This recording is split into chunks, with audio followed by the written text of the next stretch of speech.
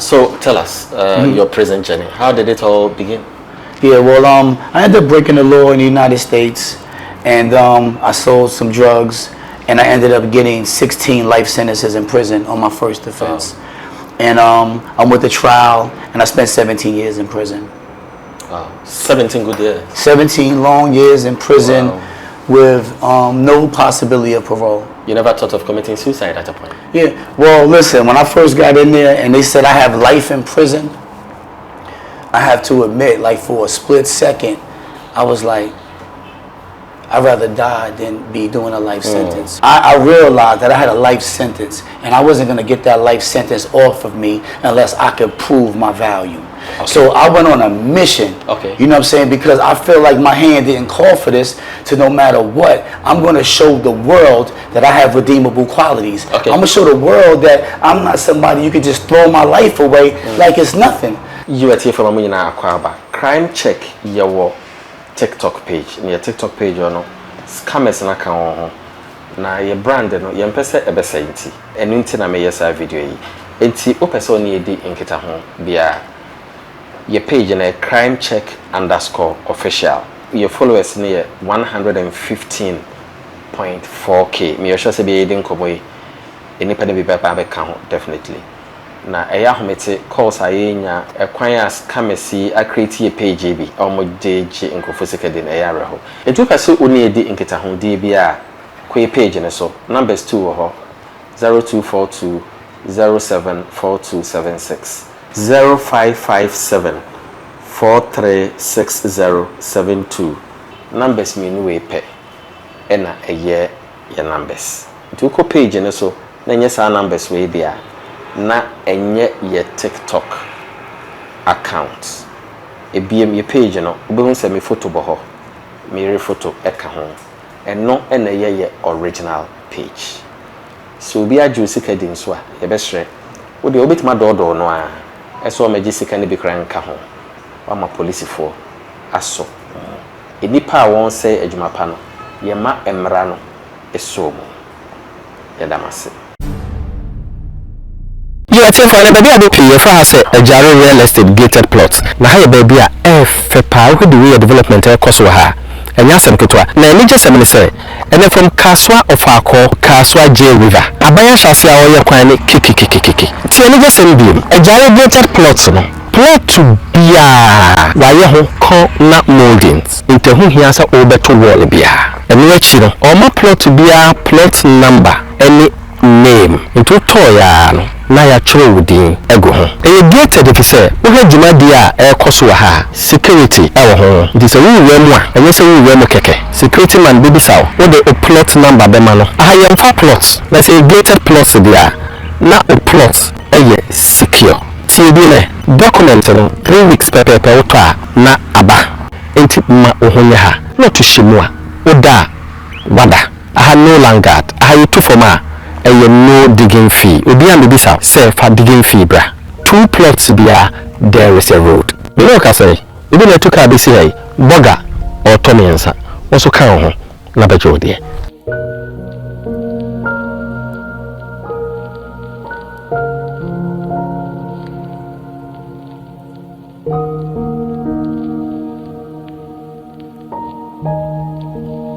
So those who may have lost hope in prison, I'm sure you are about to listen to something that could significantly change your life. We consistently have been saying that the prison is everybody's potential second home. So it could be me, it could be you sitting there, it could be your grandmom, your granddad, it could be any other person. Today we are going to have a special testimony shared to all of us by a gentleman whose name, I would say it's a talking shop in the USA because he is well known. Corey Jacobs was in prison for 17 good years. But it amazes me the optimism that he still has after coming out of prison, because we all know that lots of people who come out of prison have had their lives destroyed. Most of them return because there is no hope for them because of stigma, because the laws are not favorable for them. We are going to listen to Corey Jacobs. He's a senior advisor to Puff Daddy and the head of security comms enterprise, a multi-million-dollar company. We are privileged to have this handsome young man who continues to billow with optimism.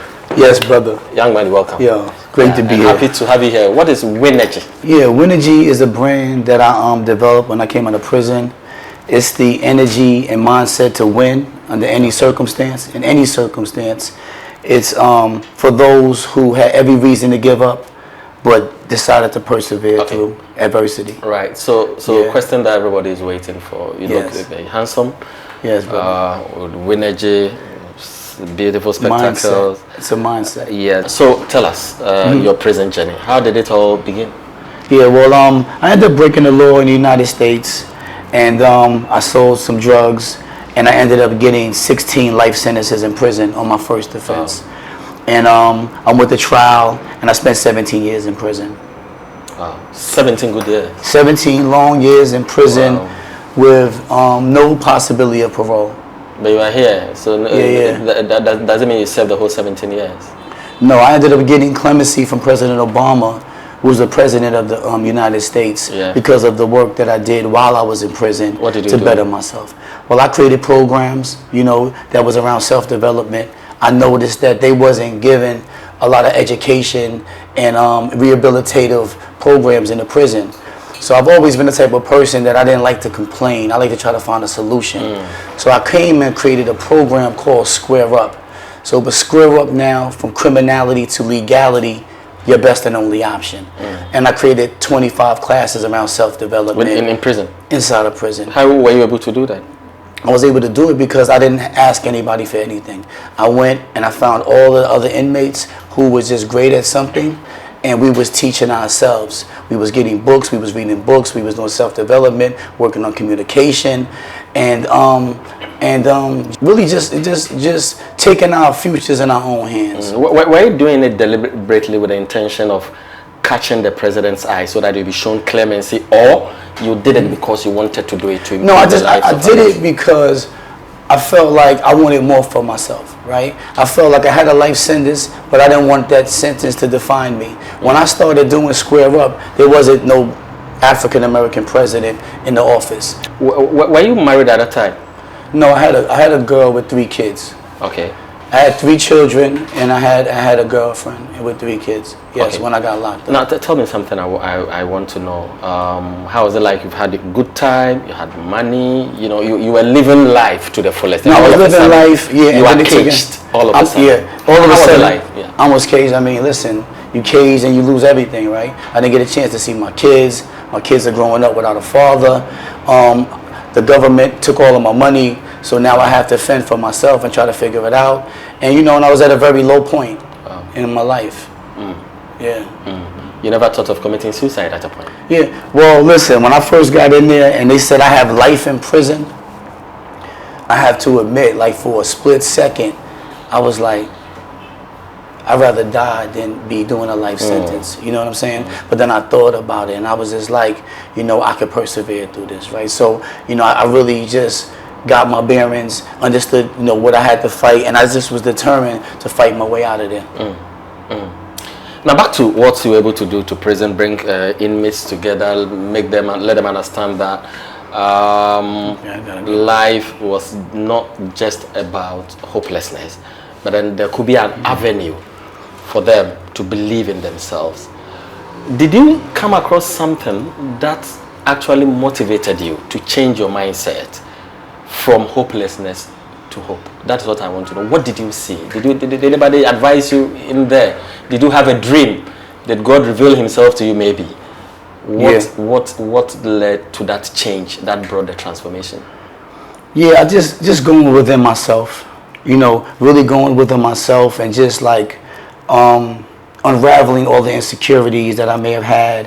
When I looked outside of a prison window, I didn't see, although there was the prison yard, people was getting stabbed, there was a lot of violence, I seen what my potential was. I see society.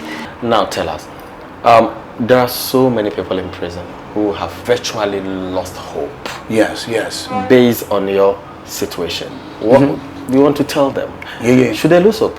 Of course, when you are serving a life sentence, do you have to have hope? Let's be realistic. No, it's hard to have hope when you're in an environment with so much despair. There's a lack of opportunity. You got everybody around you that's giving up, right? And what is going to spark in you, that thing that's going to make you keep going when you really can't see, the possibilities. And for me, I remember I was in a hole for 2 months on solitary confinement because there was like a riot, right? And I got this book, it was called Find Your One Sentence. Right? Find your one sentence. Okay. Your one sentence. And basically the sentence that can inspire you, right? The sentence that embodies everything that you're about, that can help propel you to deal with these extraordinary circumstances. And that one sentence for me was, you can't cage determination. So that word, you can't cage determination, it empowered me. I wrote it down. I looked at it. I was happy with it. I put it on my bulletin board inside of my cell. And every single morning I would get up and I would look and I would say, you can't cage determination before I start my day. And then I'll go out there and fight, because for me, I just felt like it wasn't right to condemn me to die in prison, right? I felt like my life had more meaning, that my hand didn't call for that, right? That I had a purpose. And I really feel like once I found out my purpose, that's when everything changed, right? My purpose was to pour into other people, right? To utilize my gifts. Everybody has a gift. What do you do well? Some people in the prison, they talk good. Some people could be, a lot of times we might commit a crime, but we're really like a strategist, right? When I sold drugs, I didn't have to sell drugs. So once I realized the error of my ways, I started like taking my talents as a marketer, as a strategist, as a logistics guy, and I changed that to something positive. Wow. So what positive did you change it to? So while I was in prison, I read voraciously, book after book, trying to learn and develop myself, right? I've always felt like if you're not creating, you're not living. You don't have a lot to create. We're very resourceful people, right? So whatever it is, I would read all the books that I could find. I played chess while I was in prison for the entire 17 years. And that's another thing that we could talk about. Like the chess really changed my life because it helped me think strategically. It helped me think about learn how to overcome obstacles. It taught me patience. It taught me about sacrifice. And it kept my mind going. If you don't keep your mind going, right, they say you don't use it, you lose it. So the main thing I said, what can I do while I'm in prison, right, that I can add value? So I started teaching classes while I was in there to the other inmates, right? And then we started getting other inmates to participate so that we could just start learning, so that when we get out, we could be productive members of society. You know what I'm saying? So whatever skills, whatever classes I could take, I just came pouring on knowledge after knowledge after knowledge, so that when I come out, working on my communication skills. So what unique thing changed the narrative, drew the attention of the prison authorities to the fact that, look, we have a reformer in our midst. That's He deserves better than that. We have to ensure that he gets opportunity, go back to society, and then use the transformational skills he's had to impact society. What unique thing happened? By just doing the work, right? My thing is that I realized that I had a life sentence, and I wasn't going to get that life sentence off of me unless I could prove my value. So I went on a mission, you know what I'm saying, because I feel like my hand didn't call for this, to no matter what, I'm going to show the world that I have redeemable qualities. I'm going to show the world that I'm not somebody you could just throw my life away like it's nothing. You know what I'm saying? So I went, I taught classes, I read, I contributed to the community of prisoners while I was there, until the point people started recognizing, right? I stayed true to myself, right? And then also, it's important for you to really master your mind and discipline yourself, because until you're able to go within and see yourself clear, you can never see the outside world clear. So the key to it all is to learning self, disciplining oneself, and sacrificing for the bigger picture. And the bigger picture for me was freedom. You're talking about a project, is it Buried Alive? Buried Alive. What is it about? All right, the Buried Alive project is where we started going at freeing people with life sentences in America for drug offenses. Okay.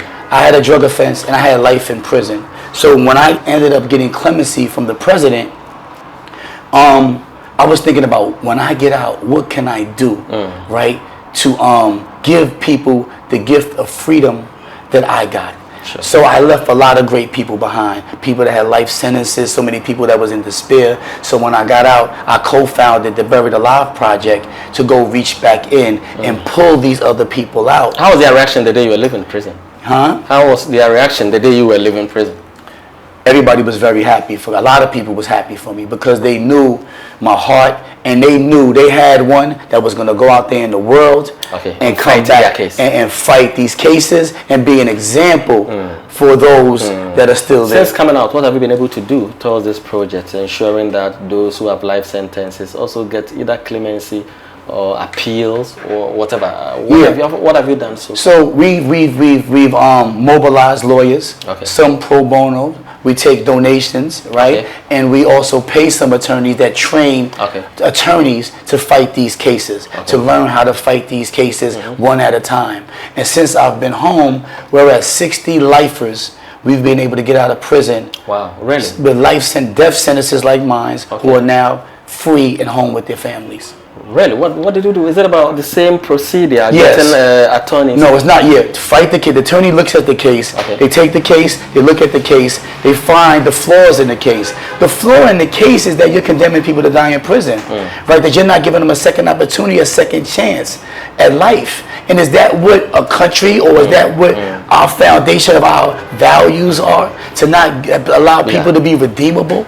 Because that hurts, that rips the fabric of our communities apart. Would you say there's a problem with America's criminal justice system? You've been there, the prison system, because we have problems with Ghana's criminal justice system. Lots of people have been thrown into jail for questionable offenses and so on and so forth.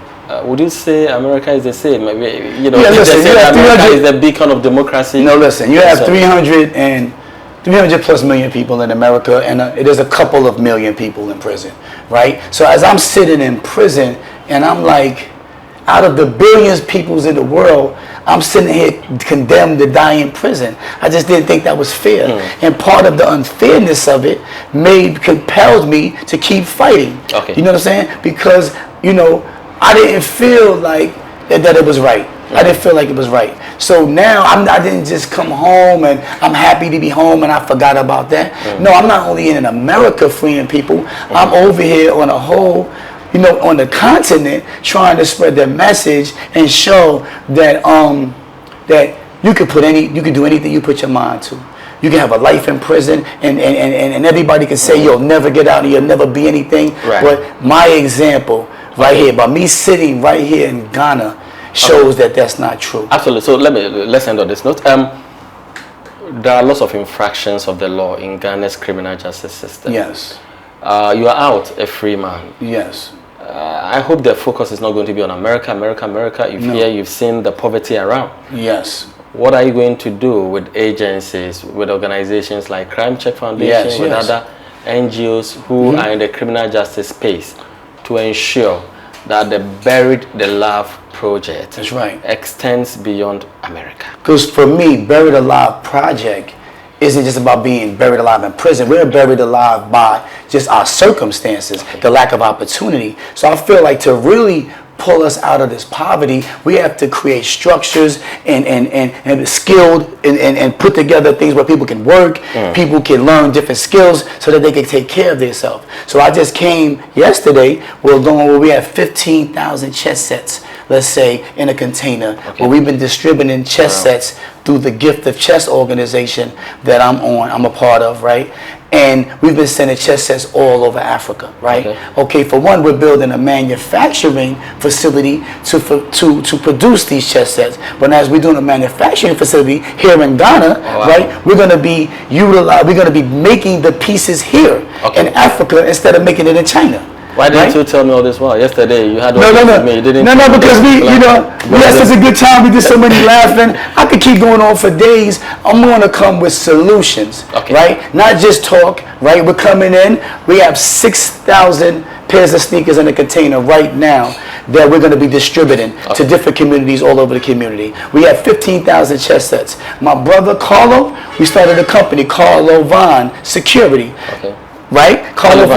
Yeah, Calivan. Carlo Von. So I know the secret now. Calivan. Oh, okay. Yeah. Carlo Von Security, because it's not just about giving away sneakers or giving away chest sets. No, it's about creating opportunity and creating jobs. So I feel like everything that I do, you know what I'm saying, is to have impact, right? Sure. So when I think about my overall brand, you know, you're thinking about, you know, how you want to represent yourself as well, right? My brand is Winergy, winning energy. You see, I have Winergy on my arm, right? I've seen that. That's right. This is an affirmation.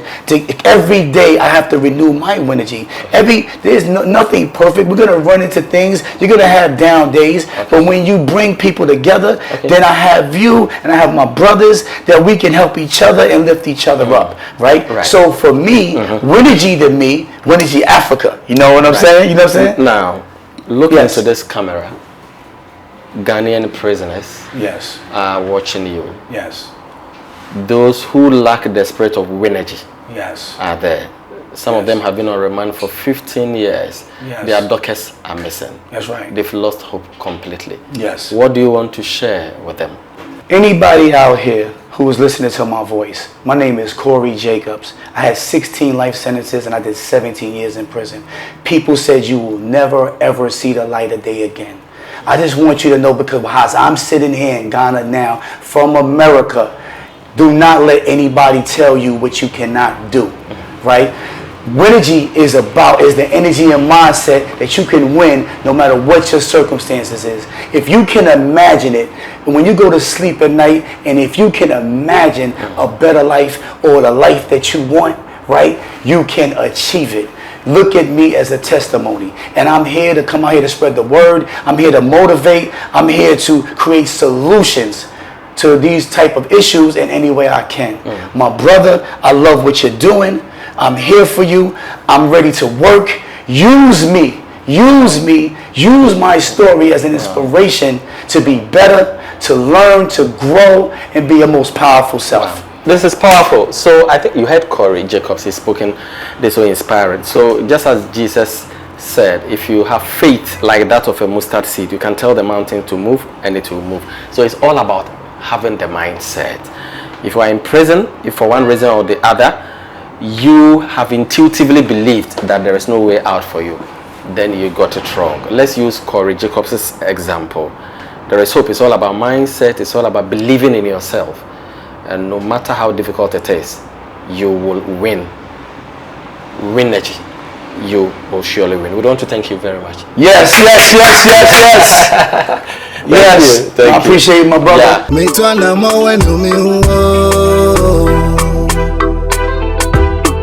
Massacre,